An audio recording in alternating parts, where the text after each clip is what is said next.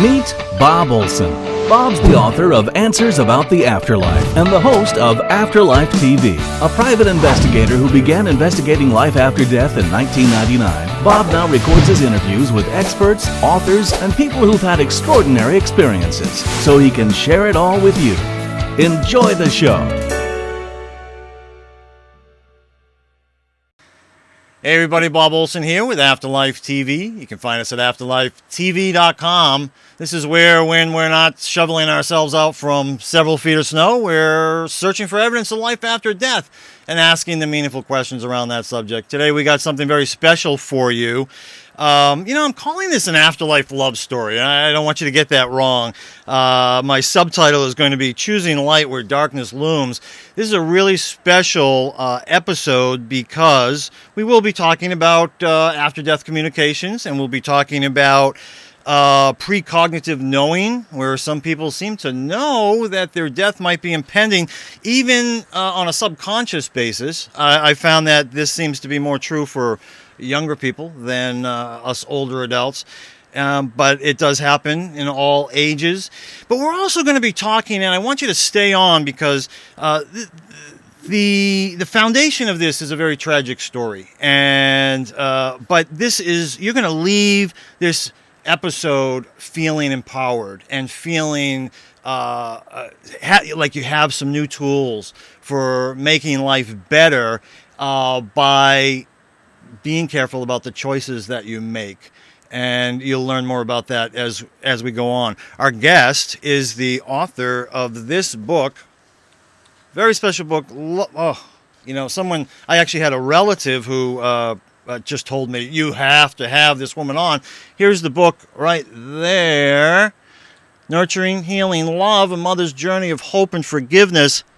I bet many of you in our Afterlife TV audience have already read it. Her name is Scarlett Lewis. Scarlett, thanks so much for joining us. Thanks for having me, Bob. We'll let the audience know we've already had a few chuckles because Skype is playing around with us.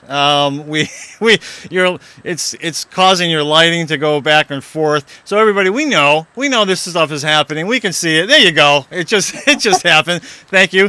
And sometimes her email is going to ding, and that's just maybe, I think, to put emphasis on whatever it is we're saying, just to wake you up a little bit.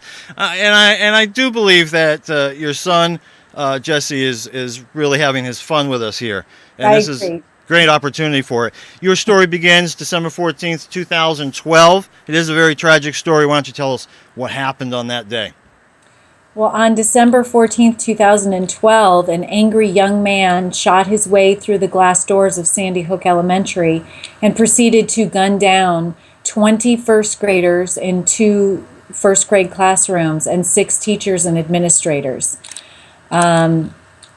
That was obviously the worst day of my life. I was at work, and when I got the message that there'd been a shooting at a school in Newtown, just not too concerned, not thinking that it was that big a deal, believe it or not, because of course nothing can ever happen to your child, and especially, where you live. And, Sandy Hook is a little New England community. Got to the school, my commute is 45 minutes. By the time I got there were media, army trucks, people running around with camouflage on, helicopters overhead, and we were supposed to meet up with our kids at the firehouse, which was at the end of the road. And of course, Jesse never came, and neither did so many other loved ones. We didn't find out until the end of the day what had really happened, in fact, after everyone else in the United States knew. But just a very, very tragic day. I was definitely in shock. Yeah. Yeah. I have the book, but I actually listened to it. I got the Kindle version, and I used my Kindle to read it to me. Not sure why I did that, but the computer doesn't read it perfectly, but it did a good enough job. But I was riveted by the story that you told, and in a way that, of course, I think most of us have already heard that story, but hearing your version of it and what your experience was like, and I was really able to sort of, feel as though I was there with you and watching you go through this experience. You did a great job articulating that in this book. Again, though, I want to repeat that, it's a tragic story, but I didn't feel as though I wanted to close the book. I felt as though the way you wrote it, you weren't trying to pull tears out of me. You were just stating the facts, telling me what was happening, and for that reason, I wanted to understand as much as anyone can in our situation who haven't experienced what you've experienced. So I thought it was very well written, and I just want to mention that because I think there's a lot of people, I think I'm one of them, that tends to avoid books like this because I don't want to feel bad. Mm-hmm. And I felt compassion for you all the way through, but I can't say that it ever made me feel bad. Mm-hmm. And if nothing else, I mean, these stories make us recognize how the little things in life are silly for us to feel sorry about ourselves, as we go through life, and we go, oh my God, look what she's been through, but also how grateful I am for so many things. So after finishing this book, I just felt gratitude for days about my life, and that's one of the things that your book offers. Definitely. I'll tell you, going through a personal tragedy like that gives you an incredible sense of perspective myself. I mean, everything that is not important falls away, and you just have this incredible sense of perspective of what's important, and you feel gratitude for those things. So in that regard, that's a blessing that definitely comes out of it. I mean, there are a lot of lessons in the book as well. I mean, it opens up pretty dramatically with, I think, the scene in Jesse's classroom, because Jesse acted very bravely that day. When the gunman entered his classroom, he continued his killing spree and murdered Jesse's teacher, who was standing very close to him. We feel like he was standing there with her to protect her. And when the gunman's gun ran out of bullets, Jesse used the delay to call out to his friends to run. They said it's because he called out that they ran, and he was instrumental in saving 9 lives. He himself didn't run because we feel that he did not want to leave the side of his teacher. And so the gunman reloaded and killed the remaining kids in the room. But just that lesson alone within the first few pages changed my life. It wasn't just the loss, but it was his courage that he showed on that day. And I think about that on a daily basis when I wake up, and I think, oh gosh, this life is hard, and how can I do what I feel compelled to do? And I feel that if Jesse had the courage to do what he did on that day, I certainly have the courage to carry through with his message. And of course, I've been talking a lot with children and school children, and the concept of courage falls into character values. It takes courage to be kind. It takes courage to be generous and compassionate. And so I feel like that's such a great lesson for all of us, and also, perspective for everyone as well. Oh my goodness. That is so true. And it's always interesting because, guys especially, will, be the first people to, if I was in a situation like that, this is what I would do. We never know what we would do until we're in that situation. And here, how old was he? 6? 6. 6-year-old has this kind of courage. I don't know where it comes from. You had some, he was sort of the protector even before that. He was protecting the farm, right?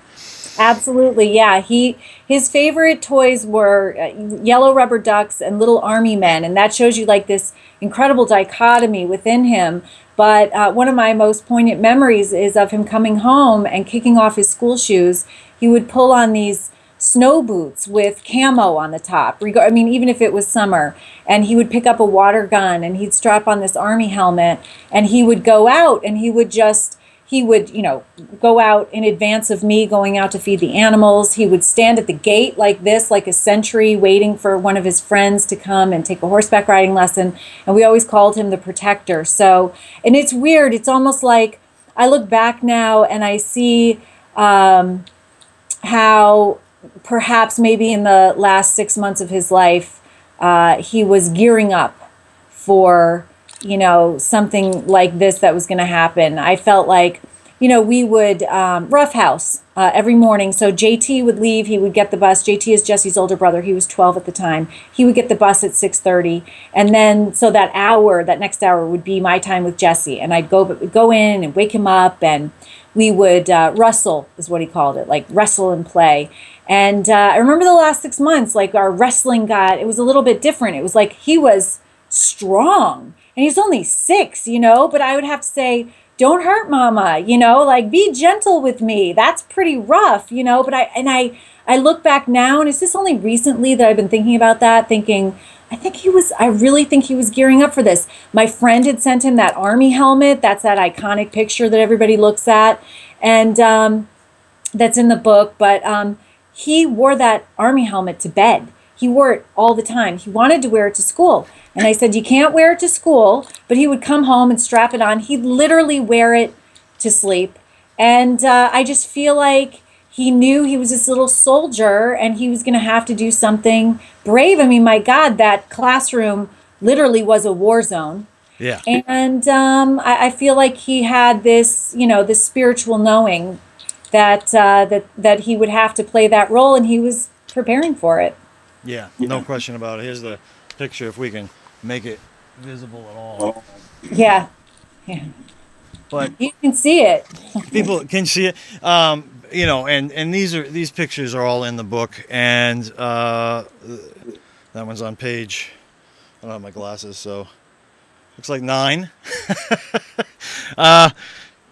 But one of the other things that you talked about in the book that I thought was really important, and again, just a great reminder about life, and I don't know where you got this from. Maybe I missed that in the book, but you were going through a period yourself. Again, precognitive knowing, I don't know, but you were going through a period where, or maybe it was always like this for you, but you were taking the extra time to be with your children and do things in spite of the fact that you might be late for work, that sort of a thing. And you just knew, I need to spend this time with them. Tell us about that. Tell us, maybe a couple of things that you had done. And I also want to know, where do you think that came from?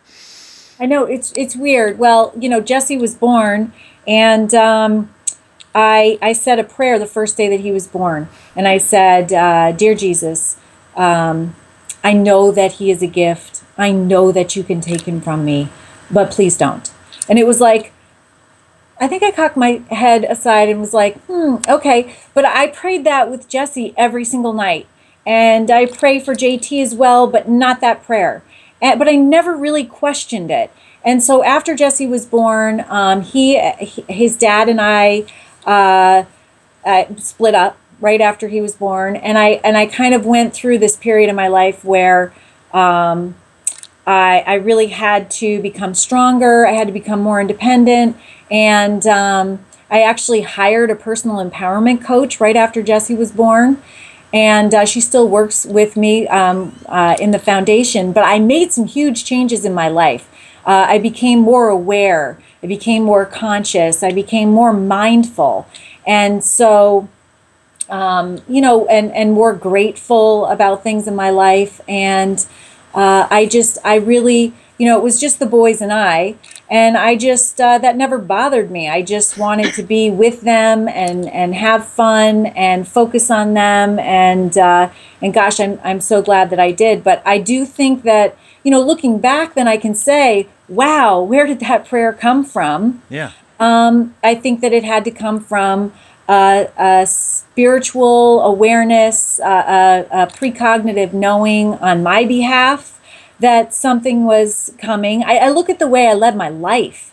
with the boys during Jesse's life. It was like, you know, I went to work, I supported my household, but every time I was with the boys, it was like, what can we do? Let's just have a great time. Let's just, you know, and my mom would joke because she would call me at like 8 o'clock on a Saturday morning and she'd say, where are you guys headed to now? And I'd say, well, we're going to a museum to see, you know, like a beagle mom is nursing fox puppies in some museum 2 hours away. And then on the way back, we're going to go play laser tag. And then we're going to go to a movie. Then we're going to go out to, it was like, I packed my days, you know, and that was, even at night, we would just be having fun. We might go to a movie on a weeknight, or JT and I would go skiing on a weeknight. And I remember thinking after Jesse died, I remember sitting on the couch, not wanting to do anything, not wanting to having this inner feeling or this drive or this passion to be somewhere, to be having fun, to be doing. It was like the first time in 6 years that I was able to sit and be still and calm and not have this inner drive to do something. And I thought, wow, thank God I had that. Because we really lived those 6 years very fully. But I also, you know, wondered as well where that came from. And it had to be a spiritual awareness and knowing that I had to pack a lot into those 6 years. And I did. You know, and that's not uncommon. Even with people who, say, die in their 20s or 30s, I hear of those people being very driven to pack a lot of life into those short amount of years. You know, it certainly gives you the impression that there's something that's driving us, that's pushing us to do these things. And for me, I find that comforting. I find that comforting because it makes me think this was all part of the plan. This is no accident. And absolutely. Yeah. And now, one of the since we're on this subject, because I think it's fascinating. You also wrote a children's book before Jesse's passing. Tell us about that. Yeah, I wrote a book called Rose's Foal, and this was about a year after JT was born, the day after 9/11. My JT's father was working in New York, and so I was just so devastated, obviously, as everyone was. And I was looking at the TV at this horrific scene of burning buildings and destruction and terror. And then I'd walk outside of my farm, and we had just had a newborn foal the day before. And it was just this beautiful pastoral scene. And I just thought, I need to do something about this. And at the same time, we don't have a TV. So I read to the boys every night. And all these books that I was reading to JT, they just weren't enough to nourish his brain, I thought. And so I thought, you know what, I think I can do better than this. So I wrote a book about the foal that was born on the farm and a mother's love for her child. And I included the 5 most important lessons that I think that a mother can pass on to her son, in particular. And the last lesson was that a mother and son, might not always live on the same farm, but their love will transcend distance and time forever and always. And then I ended the book. You know, a traditional book ends with the end, and you know, love never ends. So I couldn't really say it's never the end because there is no end. So I ended it, love never ends. Wow. And so I was surprised to find that in December of 2012, the book was flying off the shelves. And it was because, and people usually, and this is usually, people see the synchronicities before I do. But they said, "Oh my God, you had an awareness that this was going to happen. This was your last lesson, you know, that you wouldn't be on the same farm, you know." And of course, when I was writing it, I really thought about college. Boys were going to leave for that, not death. But you know, it also speaks to death as well. Well, yeah, who knew? And I mean, I got chills a couple of times while you were telling that story, and I had already read about it. But it's that kind of a story, especially when you think of it in hindsight. That you wrote this before the shooting. The next thing I'd love for you to just tell us about the story of the morning of the shooting. Tell us a little bit about that. You mean the firehouse? No. Way before that. You have a great picture. Yeah, right. So the morning, actually this was Thursday morning because Jesse was with his father every other Thursday. So this was Thursday morning, and the shooting would happen the following day. Normal morning, obviously, getting up, rushing around, getting two boys off to school. JT had left, and then Jesse had our morning together, and I'm walking him out to meet his father, who's picking him up in the driveway. And we had this conversation about how we were going to meet at Jesse's classroom the following day to build gingerbread houses. And I turned around to give Jesse a hug and kiss goodbye, and I saw that he had written on the side of my car with his little fingernail in the frost, "I love you."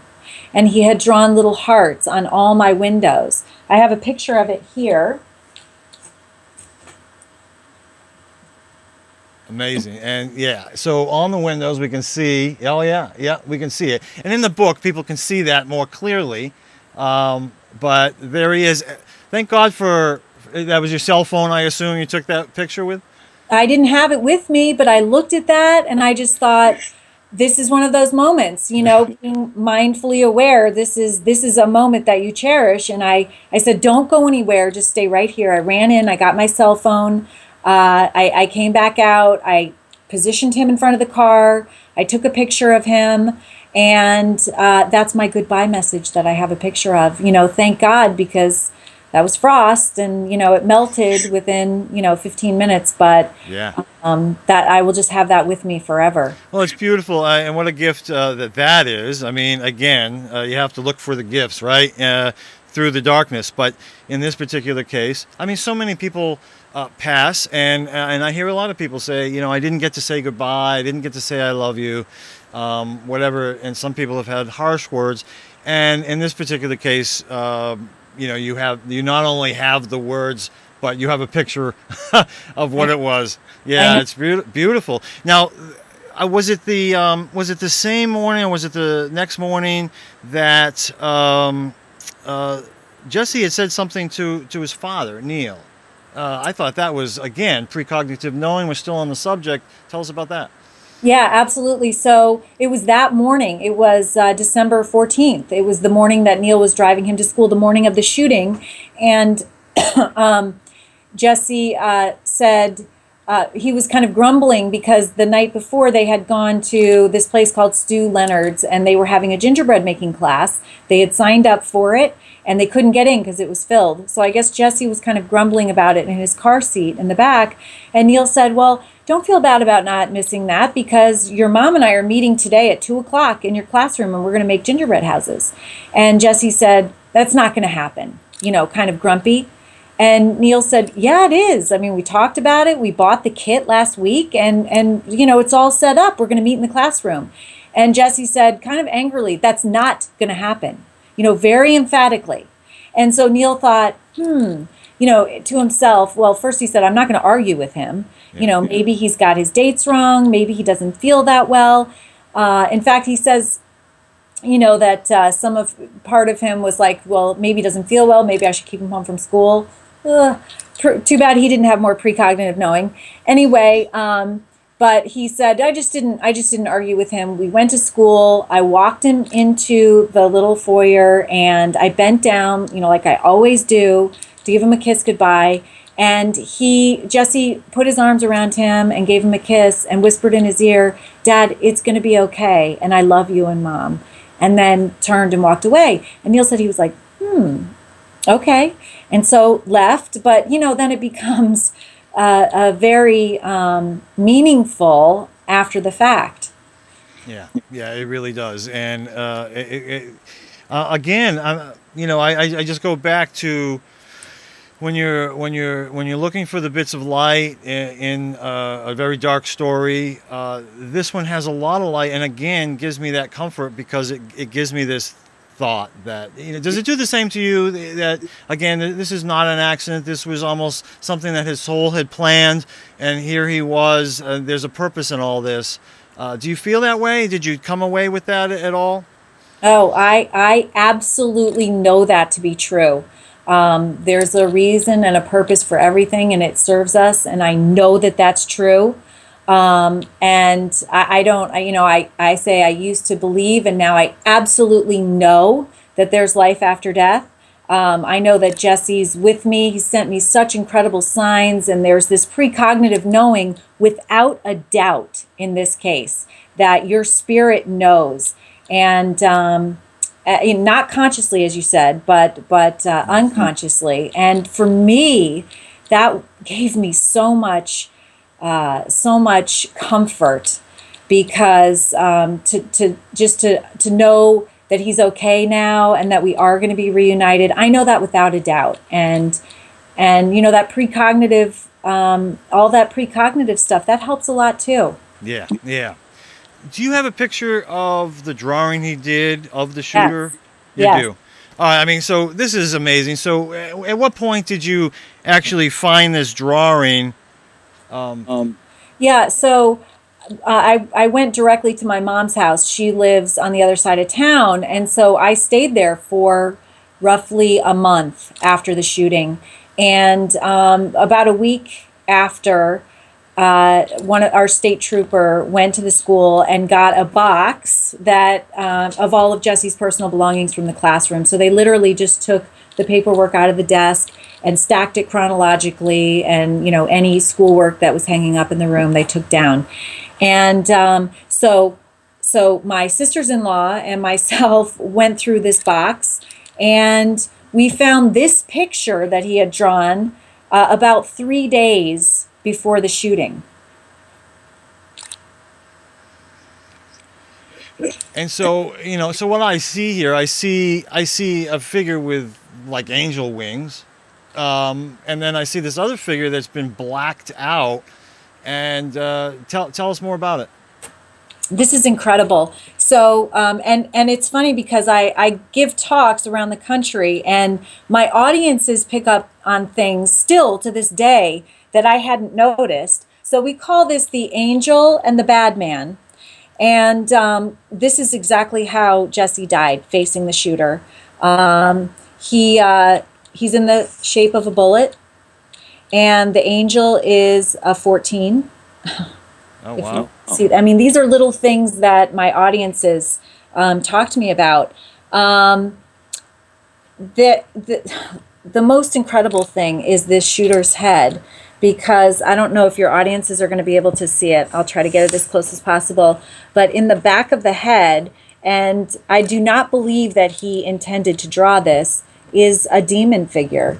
There's a figure in a black cloak with 2 black blunted wings. He's got a little face that's looking over towards Jesse. He's got a ball cap. He's holding a gun, and there's a phallic symbol that screws down into the head. I mean, this, I don't believe, this is just like in his it's like an angry figure, but this demon is very prominent, and once you see it, you can't help but see it. But the most important, incredible thing about this shooter's head is that in front of this demon-like figure, there's an angelic figure. There's a figure that could not have been drawn. It's like a rubbing almost. It's a face, a little face right here with a halo, and the woman is standing somewhat like Mary of Medjugorje, standing, with her arm out like this, in biblical robes, with a halo, and it couldn't have been drawn. So that, to me, my interpretation is that we all have the 2 forces within us. We all have good and we all have evil, and it's like the old Indian parable. It's whichever wolf you feed, and I feel that way about the shooter.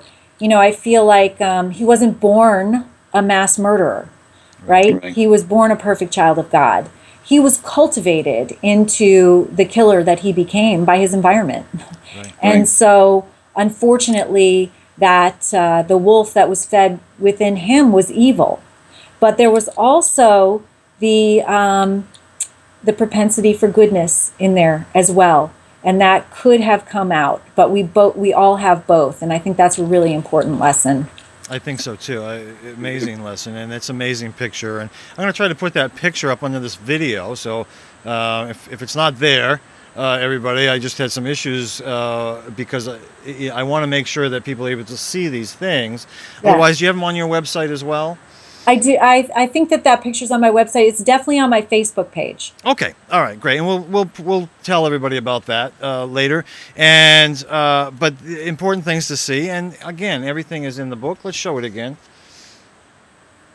All right. Nurturing, healing love, a mother's journey of hope and forgiveness. We're going to talk more about that. You have another picture there, much more beautiful picture.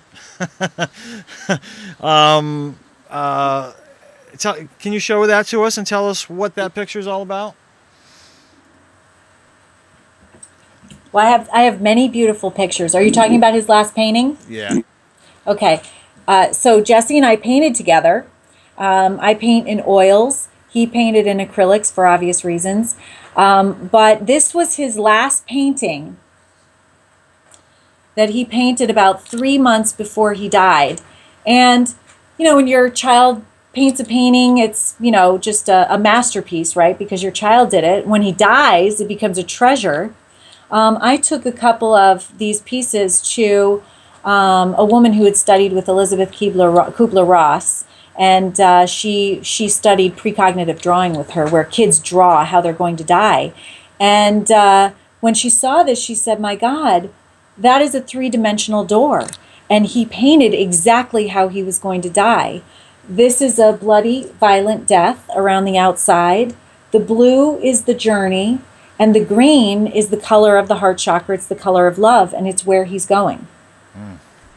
And absolutely, I mean, for a 6-year-old anyway, to cover all the canvas like this is pretty incredible. But to me, that's exactly what he drew. Yeah. Yeah, and I have great respect for Elizabeth Kubler-Ross and that organization, and the work that she was one of the early people I was studying before her passing many years ago.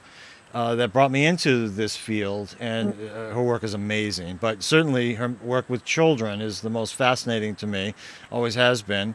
And the great thing that she's able to do with a lot of these kids, because she worked with kids in all sorts of different ways, but she was able to work with a lot of kids where she could get their feedback on, what does this drawing mean to you, and it really helped define, crystallize her ability to interpret these paintings and drawings that these kids did, and that makes perfect sense to me right there. Yeah, it's just amazing, and they keep coming.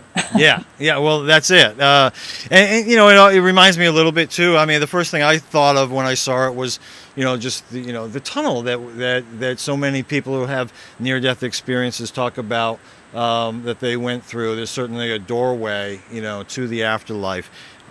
Just beautiful. So much there. You've also had a lot of what we call ADCs, after-death communications. I'd like to discuss a few of those. Being Afterlife TV, I like to focus on some of the more spiritual aspects of your story. And I'm going to start off with some maybe more mild ones, and we'll work towards the stronger ones as we go. But I mean, at first, one of the first things that happened with you was you immediately have lights flickering, and most Afterlife TV viewers understand that it's one of the easiest ways for our loved ones in spirit to communicate with us. Why don't you tell us about your experience with lights flickering? Well, the morning after, I was actually sleeping in my mom's bed, and I got up really early. It was dark. Of course, you have that few seconds of bliss till you realize what happened. And I remember just getting up. I had my laptop on the floor, and I picked it up. I turned on the lamp, and I kind of positioned myself, and I was going to start writing. a draft of his obituary. And almost immediately, I got my laptop open, and the light next to me blinked 3 times. 1, 2, 3, just very deliberate blinks. And I got this wash of just soothing comfort and love that came over me. I had this absolute knowing that Jesse was right there and that he was telling me I'm okay. And I even said out loud, thank you so much. Thank you for that. I'm so glad that you're okay. I love you so much. And that was it just started right away. And then we had this light that was, and it's on the strangest place. It's on this dresser. It's right outside of my mom's bathroom, and we had a lot of people, of course, coming and going. My friends flew in from all over the country, and some of them are spiritual, some of them are not at all. And I'll never forget, we're getting ready to go to the funeral, and my best friend's husband, who is not spiritual, is helping JT up in my mom's bedroom, and they had this experience with the light blinking, and you almost like got a message from it. You knew that it was from you. You knew it wasn't just blinking or a dim bulb. It was a message, and he came down with tears streaming down his face. Wow. He said, I was with Jesse. And it was just so beautiful. And I'll just say, last night, I'm over at my mom's. We're in the living room, and I'm with a bunch of my really good friends. I'm going over a presentation that I'm giving with the foundation, and I wanted them all to hear it before I brought it out to the world. And I start talking about it, and of course, we're always talking about Jesse. We're talking about the Jesse Lewis Choose Love Foundation, and all of a sudden, the light on the other side of the room started blinking. It hadn't blinked. It started blinking, blinking, blinking. And I'm thinking, oh, it takes you a little while, like, oh, okay, the lights, oh, it's Jesse. And I said, well, Jesse's here. And somebody said, oh my God, I was watching the light blink in the window. And I was thinking, is that what it is? Is it headlights? It takes everybody a while, but it blinked, blinked, blinked, and then it stopped. And so I know that he was there with us last night. My mom said after you all left, I went back into the living room and I sat, and of course I wanted the light to blink, but it didn't. Right. I love that. Because that your loved one is there, and he's, he was watching the presentation too. He's my boss. Yeah. So he wants to make sure I'm doing a good job. Well, and look, I mean, certainly the skeptic can say, I'm looking for things, but the truth is, you have a light that's in front of you. Your light is not going on and off, but our visual of it is that it does. You keep getting darker and then getting brighter. This has never happened with another guest, where starting right from the get-go, this has been happening with us. It's kind of comical, but we're talking about lights flickering, and this is just another way that I have no problem saying this is Jesse letting us know that he's aware of this interview, and he's right here with us during this whole time. Well, the lights are better than when I had my first board of directors meeting, and and I'm sitting right here, and everybody's on. This is Skype, and you hear shh, shh, shh, like this whooshing, and I'm like, I'm so sorry. I don't know what's wrong with my audio. We couldn't do the call. I had to mute myself. And one of the guys on my board of directors, he's actually a 3-star general, and he said, it's Jesse. And I said, I think it is. It's not always me that says that. Other people bring it up. And I think that it is. I love that. Yeah. Well, it's one of those things. It's kind of easy, even for the people who would not watch Afterlife TV. They really don't have a hard time believing in these sorts of things, because we've all experienced it so much, and they happen at the most incredible times, right, that you really can't even call it coincidence anymore. And so I think that even generals are able to very easily say, yeah, that's who it is. It's and fall into, and I love that, and I think it's wonderful. You also have a great story. I think it was the next morning as well, soon after Jesse passed, that you found something on your pillow. Do you remember that? I know you can't remember because you know. Oh yeah. I remember that. It wasn't the next morning. It was several weeks later, but because I was back home. Oh. And I had gotten up in the middle of the night to go to the bathroom, and I didn't turn the lights on or anything. I'm just kind of feeling my way. And so I felt my way back, and I put my hand down on the bed to kind of feel where it was before I got in, and my hand touched on a miniature toy soldier. Yeah. And it was like I had just been lying in the bed. That was not there. And my hand, went down on the bed right on top of it. And I just, when I get those things, I go, oh, thank you. I see it. I love it. Thank you for letting me know that you're here with me. I love you so much. I miss you. Thank you, And then I keep those little things. They happen a lot. And I keep them with me for the day, at least. I mean, I used to keep them with me for weeks. They would go everywhere. And now I at least keep them with me for the day, just because that's Jesse's token of physical presence and loving me. And so I'll just stick it in my pocket and walk around with it. Yeah. Well, yeah, I would too. Yeah. The other great thing there was two young boys, and again, this is going to happen through young children more likely than adults, but two young kids who actually seemed to have communicated with Jesse. And one was his cousin Christian, Becky and Jordan's son. Yeah. Oh gosh, amazing. So the first time I ever came back to the house was a few days after the shooting, and I had to get Jesse's clothes for the funeral. So I came with maybe 10 people, friends and family all around me. They knew it was going to be very difficult. And so we walk in, we'd already put our Christmas tree up, and actually I had bought a little train for Jesse because he had specially requested this that went around the base of the tree. And I think two nights before, it was sitting right there, and he just begged me to open it. And I said, just open it and play with it, full of fun. And he did. And so the boys had one night to play with his train, and they had such a great time playing with it. And so the train was still out. The box was still lying there. And my brother Jordan and his little son Christian, who I think was 4 at the time, they walked in. Christian went, oh, a train, and he ran over, and Jordan's like, don't touch that. Don't touch anything.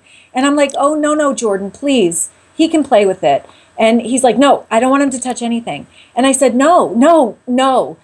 I want him to have it. I don't want that train. I don't want to see that train. It was kind of like you change different things about, but I was in shock. And I just said, you know what? I don't want to come home again and see that train. I want you to take it. I said, in fact, the packaging is right here. Here. And I just dropped my knees and I said, Christian, this is your train. Jesse would want you to have it. Here, I'm putting it back in the box. It's brand new. And so we packaged it up, took it, and then a couple days later, this was the day of the funeral, and I'm dressed and I'm sitting on the couch waiting for everybody to show up. And Jordan and Becky come in, and they have tears streaming down their face. And Becky's literally bawling, and they both were like this, and they said, "We have something we have to tell you. Something happened this morning." So Christian got up early, and he's been talking about the train, and he asked for the train. So Jordan went out and got it. It was still in the car, I guess. And so he gave him the train and went back to sleep. So we're lying there, we're asleep in bed, and the door's closed. And I guess Christian knows to play very quietly whenever he does. He said he's never made noise before. And she said, I heard him talking to somebody in the hallway right outside of our bedroom. And she said, I opened my eyes and I was listening. And she said, Christian was saying, oh, is this your cool train? This is a cool train. Yeah. And Becky said, she reached over and she grabbed Jordan's leg and she started shaking him. And she said, Jordan, Christian is talking with Jesse. And Jordan woke up and they heard this conversation. He was saying, oh, play with it in the tub. Okay, because Jesse loved playing with toys in the tub. And it was like they knew, but you know how you have a knowing. You just know what's going on. You have this spiritual awareness of what's going on. They knew that he was talking with Jesse. Yeah. So anyway, they came and they were telling me this, and it was so nice. But I have a little follow-up to that, a little follow-up story. So my mom had Christian in her car. Now remember, he's only 4. And, you know, I mean, we got together at holidays and different things like this, but he's 4. And she's sitting in a car. He's sitting in a car seat in the back of my mom's car. And my mom has Jesse, his picture on a mass card, and she keeps it on her dashboard. So they're sitting at a red light. And my mom takes the mass card and she turns around and she goes, hey, Christian, do you remember who this is? Do you remember him? And Christian goes, yeah, that's the kid with the cool train. So, Wow. You know, just love little things like that. Yeah, that just wrapped it up in a bow right there. Right. Yeah. Right. And then my other brother, Trent, I'm not sure if this is in the book or not, but he has a young son, same age as Christian. And Sasha, who is my sister-in-law, says she puts Hayden down to bed every night, and they say a prayer every night and include Jesse in it. And she was talking about Jesse, and he goes, yeah, Jesse's flying. Jesse comes in here and he flies. And so, you know, she's thinking that Jesse really does come in and fly. Yeah, exactly. I was gonna ask you about him because that is in the book too. It's beautiful stories, and it's such innocence. You know, when it's coming from these children, they have no agenda to do this. They wouldn't even know to say these things to make other people feel better. They just, because they're honest and everything that comes out is truth. And there you go. And I love those stories. I think they're amazing. Now, talking about an amazing story, though, I don't think anything can be really more powerful than the story of when you get off the plane in Florida. But and you can tell that story. But what I want everybody to understand ahead of time is that, because I think this is beautiful, and I think it's important, is that what happens in these situations where people lose a child is very often the focus becomes on the child that's been lost, and the child that's left behind gets ignored in many ways because of grief, because of depression, because of all sorts of reasons. And in your case, you made an extra effort to not let that happen, and you decide you're going to bring JT to Disney World, right? Right. So go ahead and take it from there. That's great. It was, Christmas was 2 weeks after the tragedy, and that day, as you can imagine, was just horrific in so many different ways. But also, I have 3 brothers, and they all have 2 little boys, and they're all running around on that day, and everyone's busy, and all they're all younger than my boys, and so. And I had already done all my Christmas shopping. So all of Jesse's presents came and they were given to the little nephews and the little cousins. And it was a difficult day. And I thought, oh my God, I have to get out of here. I have to reconnect with JT as the family of 2 that we now are. So within 24 hours, I had gotten plane tickets and a place to stay. And I was thinking, what's an easy place to stay? Someplace I feel confident going on my own. We've been, it's fun. Well, I thought Disney World. So within 24 hours, we are on our way to the airport, and I was leaving out of White Plains, and my stepfather was driving us, and that morning there was a huge storm, and so as we're driving to White Plains, this has never happened before, but a pop-up came up on his cell phone and said, your point of origin of your flight has changed. And we turned around and we went down to New Jersey, to JFK. That's where we had to fly out of. So once we get there, and by the way, this was a day or 2 after Christmas, so I still wasn't talking to any. This was only 2 weeks after Jesse was murdered. I mean, I hadn't been home. I hadn't moved back home. and I really wasn't talking to many people. I just was still in shock, and this was for me to get away too. And so no one knew we were going, really. Only very few people, my very close, a few friends, and of course my family. So so we get down to the airport, and the flight is canceled 3 times because of the weather. We finally get on the plane, and so we were given a movie because of all the flight delays and everything. So where everybody's watching their movie, peanuts, Cokes, and everything. And I'm sitting in the middle seat. JT's got the window seat, except for me. My movie won't play. My movie on the little screen goes flash, flash, flash, flash, flash. And then it drops down 20 channels to radio. And the channel is playing, songs that were for me.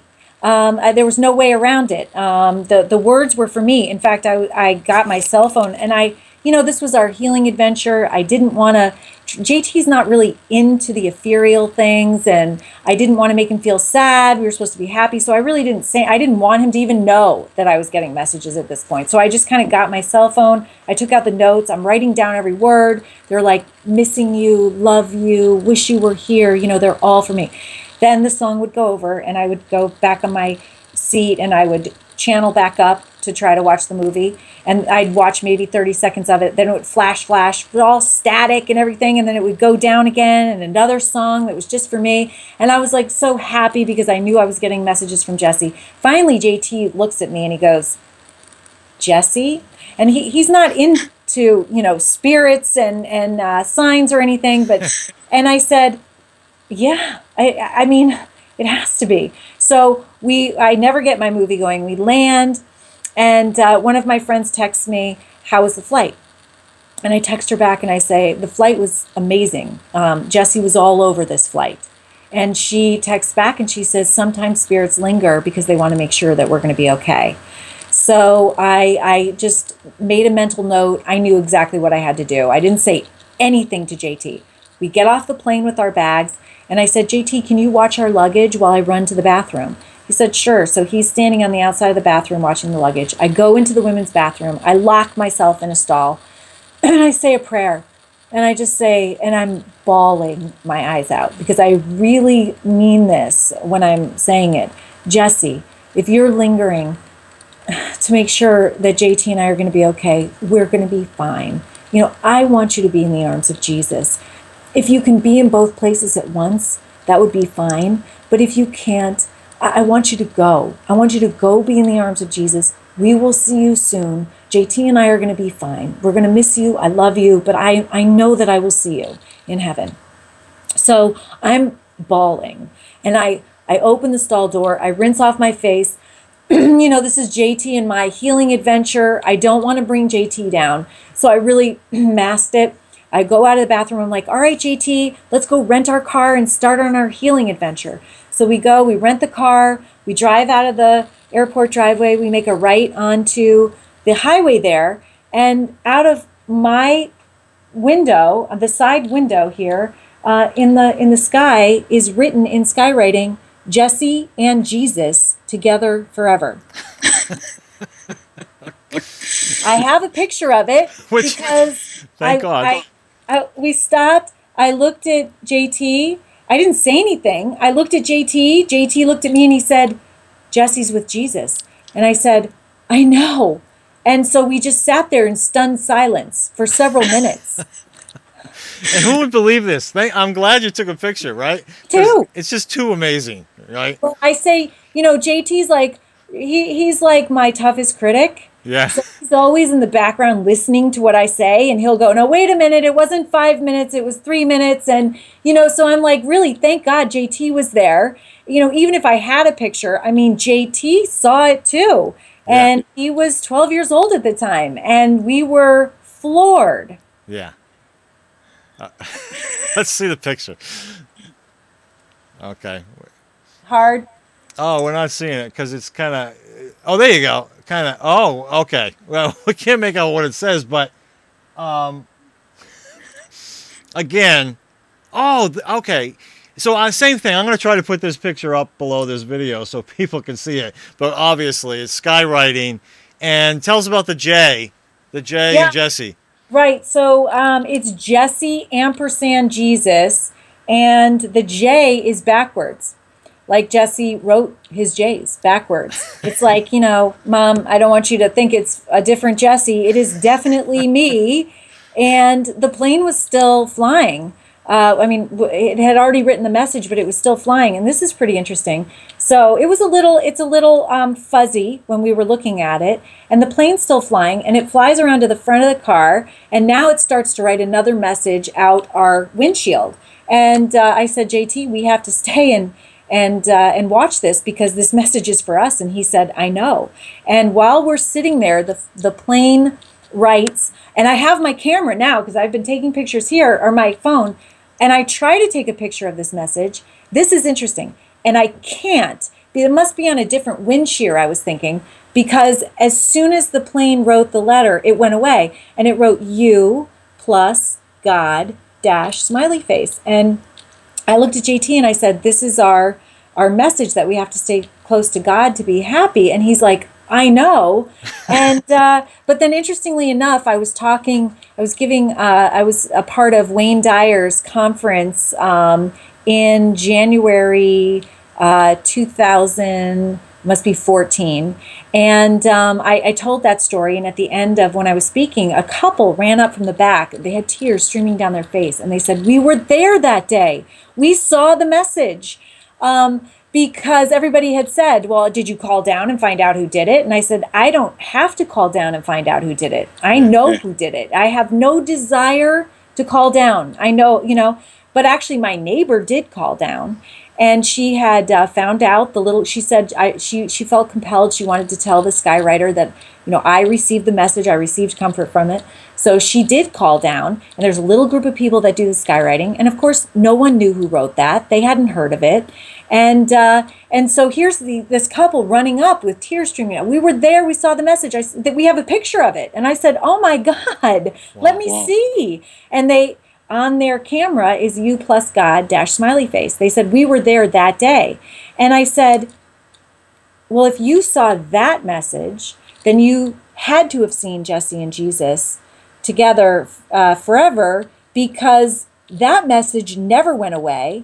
And I couldn't get a picture of that message that you got an entire picture of. And they said, we never saw Jesse and Jesus. We saw this picture, but not that one. And I said, but that one never went away. We drove away and it was still up there. So really cool stuff. Really cool stuff. And if people really think about I know people's minds, and I know you know this because of the way that you tell the story. People's minds are thinking that someone did this, and it's not possible because of all the changes in flights and even the changes of airports, and then the timing of it was just amazing. So. Right. Just a wonderful story, beautiful story, and also this is Florida.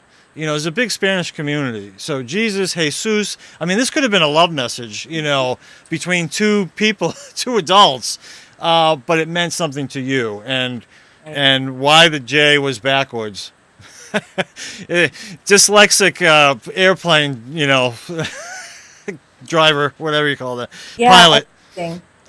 Beautiful, absolutely beautiful. And even if one of my family members did it, nobody's ever fessed up. Not only could they not get the time, nobody could have predicted. I couldn't predict the time, and I was on the flight.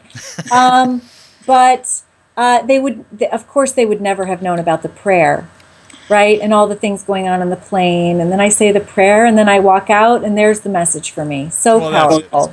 And you know what? And the greatest thing is, this is a sacred experience to you and JT, and you don't have to explain it to anybody. That's the wonderful thing about these kinds of things, right? I love sharing it because I know that a lot of people get hope and comfort from that as well. That's right, and that's why I wanted to have you on today, because there's just so much of this throughout your book, which is amazing for someone to tell this kind of a story. and just have all these things spattered throughout the story. I mean, from the beginning to the end, these are just sort of, lightly spattered, here and there as you're going along. Nurturing, healing, love, a mother's journey of hope and forgiveness. So I want to just talk about the title. Right here is the picture. So this is something that Jesse actually wrote. Why don't you tell us about that? Yeah, so on that day that I came home to get his clothes for the funeral, it was on my way out that day that I noticed that Jesse had written a message on our kitchen chalkboard, which we didn't use that often, by the way. And he had written 3 words: nurturing, healing, love. And those 3 words are not in the vernacular of a 6-year-old. It's not something that they say. They were phonetically spelled because, of course, Jesse was just in 1st grade and learning to write. But the meaning, I mean, later we come to find out how powerful these 3 words are. Those 3 words are in the definition of compassion across all cultures. And then when we actually broke down the 3 words, and this was over the course of a couple of months, nurturing means loving kindness and gratitude. Healing means forgiveness. And love is compassion in action. So those 3 words in that order are actually the algorithm for choosing love. And it's so powerful. And not only that, but there's this incredible experience that JT and I had with orphan genocide survivors that reached out to JT from Rwanda, wanted to tell him about their experience and let him know that he would be okay and feel joy again, which was an incredible thing for both of us because early on, no one had ever experienced something like that. And so no one really had credibility when they told us we'd be okay and that time heals all wounds. And, you're looking at them going, really? Because you really don't know. And these were people that had been through something worse than us. And so they had credibility and they reached out and they gave us a healing equation, how they healed and how they're now young entrepreneurs and doing really well. But their healing equation was the exact same one that Jesse left on our kitchen chalkboard. Really cool. That is really cool. And it kind of leads into one of your key messages is to choose love over anger, especially. And I wanted if you could elaborate on that because this is sort of the beginning of your nonprofit foundation. So why don't you tell us about this key message that you have spread across America, across the world, about choosing love over anger, especially? Well, when the tragedy first happened, I took a step back and I thought, like everyone else, how could this possibly have happened? And I thought that it was an angry thought in the shooter's head at one point that set off this chain reaction and started the whole tragedy. And I pictured the shooter as a young boy having an angry thought without the tools or nurturing environment to deal with that thought. And so this thought, more angry thoughts, and it escalated. We know that one angry thought can change us on a biological level. It actually changes the shape of our cells. Imagine just continuous angry thoughts without a nurturing, loving environment. And anger can turn into rage. And rage, I believe, is what fills our prison systems and can lead to acts of violence such as Sandy Hook. And then it dawned on me, my God, a thought can be changed. And so what power in that to know, but you have to be taught this, that you're not your thoughts. You can choose loving thoughts over angry thoughts. And it's just a choice. So much in our life is just a choice. We can choose to forgive. We can choose to be compassionate, choose to be in service to other people. So I thought, what an incredible message to go out and talk about Jesse's message. I knew when I saw Nurturing, Healing, Love, I just downloaded all this information, really almost from his message about how this happened and why and what we can do to change it. And I felt like I knew that Jesse had a spiritual awareness that he wasn't going to be on earth for that long. I knew he wanted to leave a message of comfort for his family and friends. But even more so, I knew that he wanted to leave a message that could make the world a better place. And this nurturing, healing love, which happens to be the algorithm for choosing love and choosing loving thoughts over an angry thought. And I realized that this whole tragedy started with an angry thought. So it all kind of fit together. It really does. It really does. And I look, it's amazing. It's amazing that you've come to this conclusion. I've run into lots of people in the work that I do who are still stuck in their anger, and all I can say is they have every right to.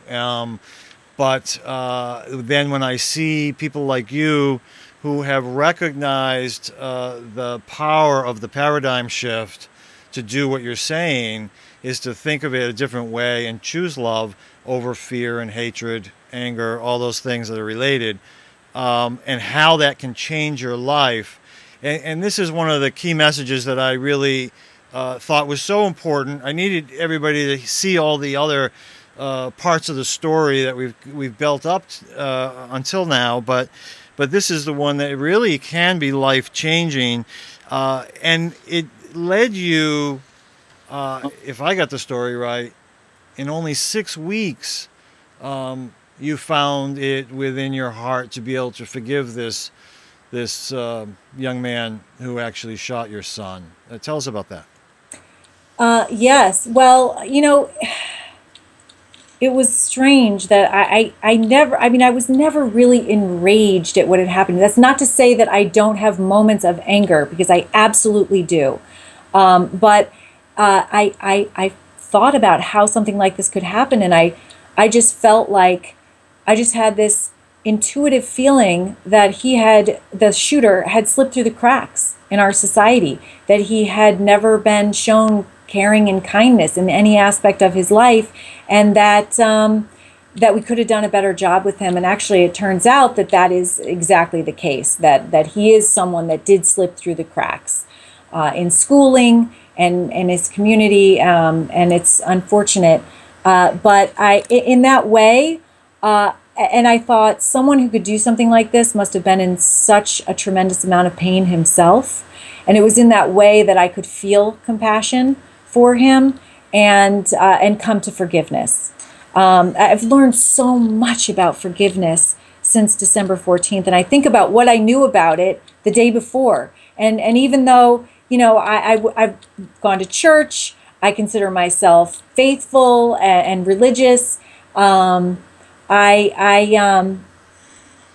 didn't know anything about forgiveness, and so much that I've learned, and I continue to learn, that we forgive for ourselves. I remember speaking to an at-risk youth group, and I'm talking about my journey of forgiveness, right? And these are rough kids. There were about 50 of them, and one of the kids in the back raises his hand and says, "What is forgiveness?" And I'm standing up there and I'm going, you know how you berate yourself. You don't have a Webster definition of forgiveness at hand, and you're sitting here talking to people about forgiveness? What is wrong with you?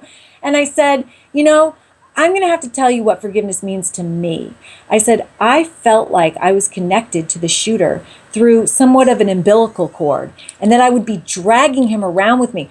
All of my personal power flowed out of me through this umbilical cord into the shooter. And so I would be drained, and I was angry all the time. And forgiveness to me is a big set of scissors. And I cut this cord, and I said, it's not condoning what he did, because I'll never condone what he did, but it's freeing myself from anger. It's freeing myself from being constantly connected to him, for renting him space in my head. And I'm able to move forward with all of my personal power and use what I've learned to help other people. That's what forgiveness means to me. And, and since then, it's gotten richer and fuller. He also raised his hand and he said, how long did that take you? And I said, that's a great question too, because, I forgave pretty soon after the tragedy, but it doesn't mean that I don't fall back into anger. It doesn't mean that I don't have times of anger, because I absolutely do. But it doesn't mean that I failed in forgiveness. It just means that I need to take a deep breath and I need to choose to forgive again. And that's okay. I think often in our society, we talk about forgiving and forgetting, but forgiveness has nothing to do with forgetting. In fact, it would be unhealthy to forget things that were done to you that were painful and impossible, right? So we're set up for failure immediately when you talk about forgiving and forgetting. I will never forget, obviously, what happened at Sandy Hook, and I never want anybody else to either. So it has nothing to do with forgetting. People say, well, I can't forgive because I can't condone. Well, it has nothing to do with condoning, and it has nothing to do with holding someone accountable for their actions. I mean, everyone is accountable for their actions. So forgiving is for yourself, for releasing you from anger. And then I found, while doing some research on the internet, that actually there are studies that show when you choose to forgive, you actually have 70% less anger. And that kind of, I felt that in myself. I have, it's a way to kind of get past those points of anger. That's really powerful. I wish more people understood the energetic value of forgiving, as you described it. There's a reality to it. We really do have a cord connected to us, to that other person. When we refuse to, I write in my own book, forgiveness is really more about us than it is about the other person. It's not about letting the other person off the hook. It's about letting us off the hook. Right. Of reliving whatever it was that took place that is holding us in anger and hatred for the rest of our lives. And that's what you described. But you got that. It's a difficult concept to really understand for a lot of people, and for those people, I kind of feel sad because they do carry that around with them the way you described.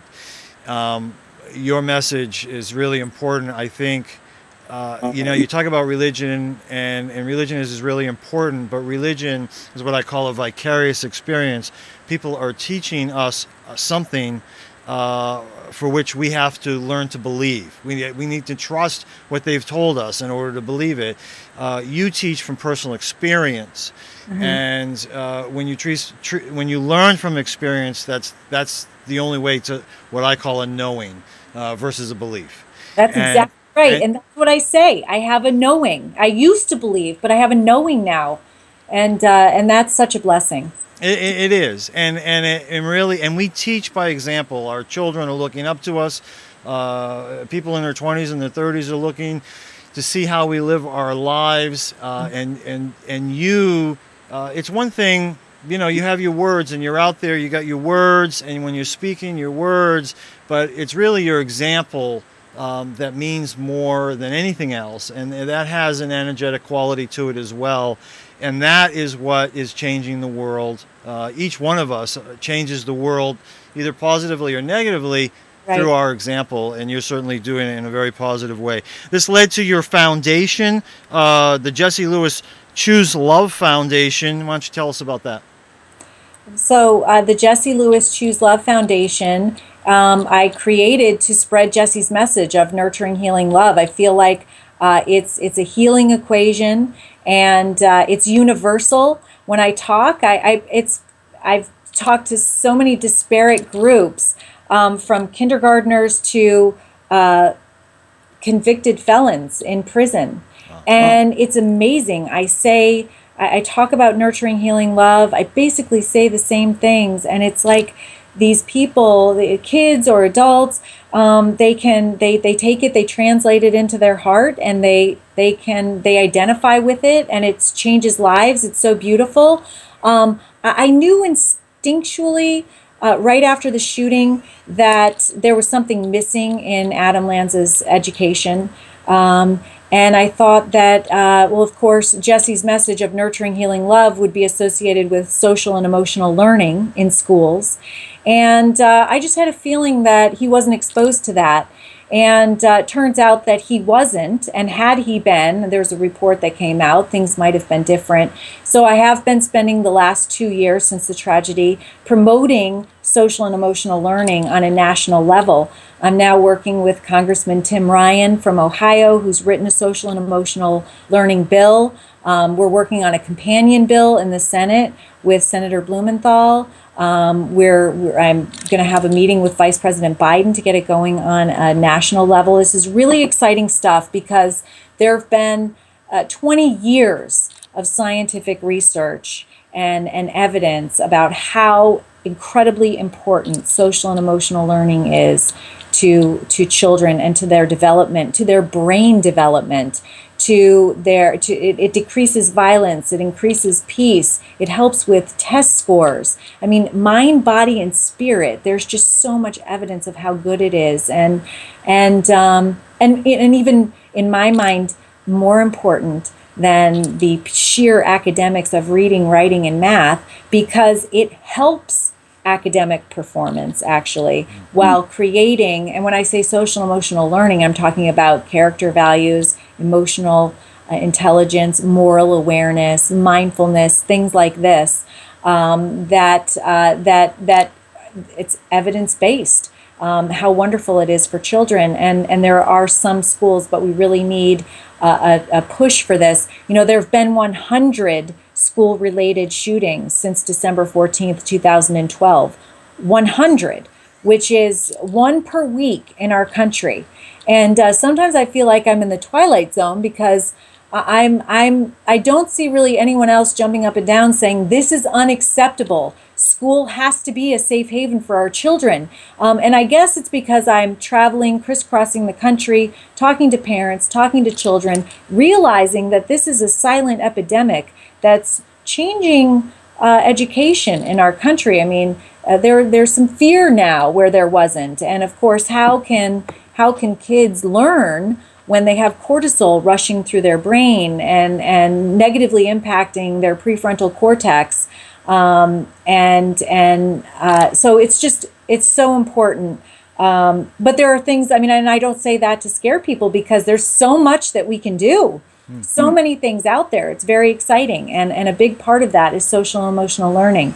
So just being aware of it and asking your school if you have these programs in your school is a good start. Yeah, geez.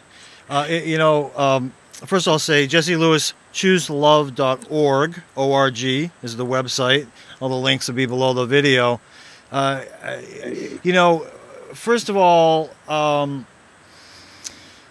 when Jessie yelled out to the other kids to run, we know at least 6 kids ran out of that room, right? So, Nine actually. Nine kids. And so now we know, I mean, instantly he saves 9 kids. But now through his passing, through the tragedy, through the work that he does through you, together, you as a team are affecting hundreds of thousands, hopefully millions of children, soon to be adults, across our country at least. Mm-hmm. And I know that JT and the foundation, you are doing things with the victims of Rwanda as well, so that becomes now worldwide. Mm-hmm. And it gives it doesn't make it any easier, but it gives meaning to loss, does it not? When you see the results of something like this. It absolutely does. It absolutely does. I see Jessie's message positively impacting people's lives all over the world, and being able to devote my life to spreading his message, which is I knew what I had to do, and honoring him in this way is a beautiful thing. And knowing that he is a very active part of the foundation, that this was his intention, really. I mean, I say that he had this precognitive awareness, and then he leaves this message powerful enough to change the world. And I'm watching it happen. And sometimes more and more I find myself just sitting back in awe and just people showing up in my life, and for the foundation that are supporting us and moving us to the next level. And I think, wow, what's he going to do next? I just feel like I'm here and I'm his action on earth, but he's so incredibly powerful, and it's really exciting for me, and of course a great way for me to heal on a daily basis. Yeah, right. Which will be ever a daily thing for the rest of your life, just like everything else that you talked about. Choosing love is something that you do on a daily basis, and it's continuing. This will be as well. I want to encourage everybody. There was a lot of other things I wanted to talk about. We're already way over time. So here's what I'm going to encourage people to do. I'm going to encourage you to buy this book, Nurturing Healing Love, A Mother's Journey of Hope and Forgiveness. Scarlett Lewis, links below the video where you can buy that right on Amazon. And this is a nonprofit foundation that you've created, Jesse Lewis Choose Love Foundation, nonprofit. All the proceeds, am I correct, of this go to the nonprofit organizations that you created. That's all right. correct. I think it's important that people know that. I think that's one way that you can support this foundation and the work that Scarlett here is doing.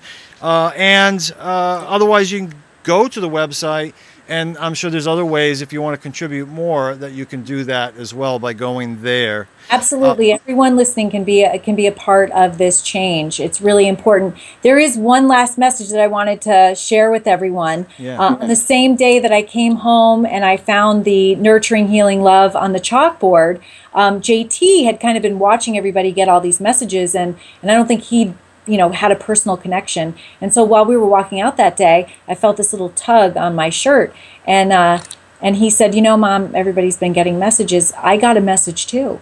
And I said, you did? What message? And he had gone into his room, because remember, we weren't living here at the time, so he was getting chargers and things, really important stuff like that. And he found a message that Jesse had left him on his desk. And the message said, have a lot of fun. And, this message from this little brother to the big brother was so prophetic, because whereas Jesse was bouncing off the walls and always smiling and laughing, JT is kind of the kid that's a little bit more serious, and he needs to sometimes loosen up. And so that was incredible. But when I saw it, I also saw how the importance of it on a global scale. Like, aren't we just here to have fun? Isn't that what we're all just trying to do? While we're doing Nurturing Healing Love, we have to remember to have a lot of fun. And so that's kind of become my mantra when I'm doing things, and sometimes I'm nervous and I'm going out of my comfort zone. I get this little tap on the shoulder, and it reminds me, hey, you're supposed to be having a lot of fun. And so it completely changes the way that I look at what I'm doing, and I think, right, this is a lot of fun. I'm so blessed to be able to be doing it, and so I wanted to share that too with everyone. Oh, that's beautiful. I really like that, because it's an important reminder for all of us to do that.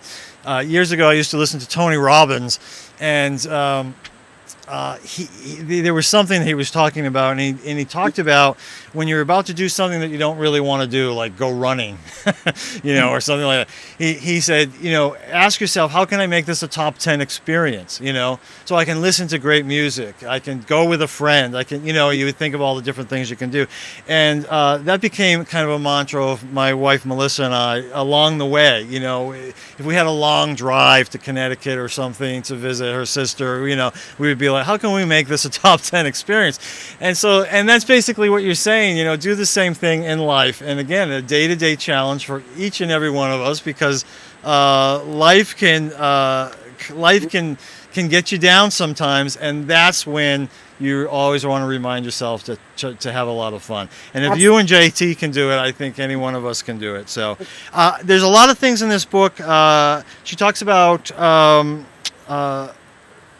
resisting going to a support group, and then how that ended up being so beneficial to you. It was something I wanted to talk about, but we won't, because people can read it in the book. And then also you utilize some alternative therapies, including Reiki and hypnosis and EMDR and tapping, otherwise known as EFT. Really powerful stuff there. Last question, how are you and J2 doing today? I mean, really, I mean, it's in terms of your grief, in terms of dealing with all this, aside from what you've told us, how is it going for both of you? Well, incredibly enough, JT is doing better today than he's ever done. And I say that he started after the Skype with the Rwandans. His thing was, those kids reached out to me in love, and I'm going to reach back out to them. That was a direct quote. I'll never forget it. He started newtownhelpsrwanda.org. And so within a couple of months, he'd raised enough money to send one of those orphan genocide survivors to college for 4 years or university in their country. Wow. He's helped former children's soldiers in Uganda build self-sustaining fish ponds. He's helped children in Connecticut. And just through his service, he has been healing himself. And today, he is better than he's ever been. I mean, he's confident. He's a freshman in high school, and he's just really come into himself. He has a tremendous faith. He's seen all that's happened here, so he's really choosing to live his life in faith and not fear. And he's doing really well. And I'm doing well too. It's not to say that every day I don't miss Jesse. It's not to say that I don't have tearful moments every day, because I do.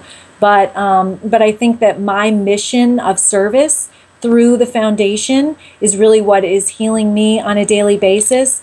I realize more and more that the only reason we're here is to be in service to one another. So I feel very blessed to have found my purpose in life, and to have been given that by my 6-year-old son, and a message that he left on our kitchen chalkboard, and to be able to pursue this mission of helping other people. I just feel incredibly blessed. So in that way, we're doing well. Great. Well, I really appreciate you sharing your story with us today, and it's just so meaningful, and I really do think that people, as I said at the beginning, tragic story, empowering message. I think people are going to leave watching this episode and feel better about a lot of things in their life. Certainly, they have a new way of choosing love, right? Choosing love over all sorts of negative other possibilities like hatred and anger and fear. And I think it's a great message. It's my new mantra. I'm certainly going to think about it all the time. And I appreciate it. Keep us up to date. If there's any way that we can help you with what you're doing, let us know. And I hope a lot of people will reach out to you and read your book and support your foundation and all the wonderful work you're doing. I really appreciate you. Thank you. Thank you so much. Thank you. All right. Bye-bye now. Bye-bye. That's all for another fantastic Afterlife TV episode. Bob couldn't be happier. If you enjoyed this episode as much as Bob, please leave a comment on AfterlifeTV.com, Facebook, Twitter, or YouTube. And don't forget to check out Bob's book, Answers About the Afterlife. Thanks for watching Afterlife TV.